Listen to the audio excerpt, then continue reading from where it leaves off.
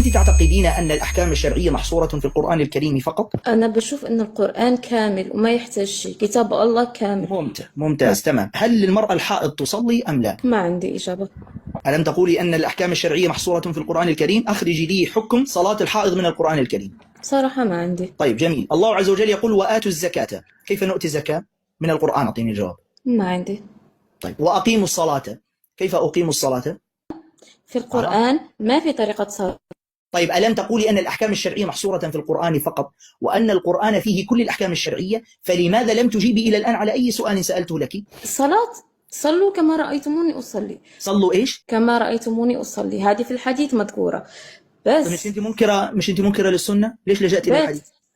لأنه أنا بس كنت بدي أقول إنه قبل ما تدون هاي الأحاديث والسيرة النبوية الناس كانت تصلي. أولا عندك معلومة مغلوطة. أحاديث النبي صلى الله عليه وسلم مكتوبة من عصر النبي عليه الصلاة والسلام، من عصر النبي صلى الله عليه وسلم. طيب هتقولي لي البخاري كتب بعد 150 سنة من عهد النبي صلى الله عليه وسلم، ومن قال لك أن كتاب صحيح البخاري هو أول كتاب في السنة؟ ها؟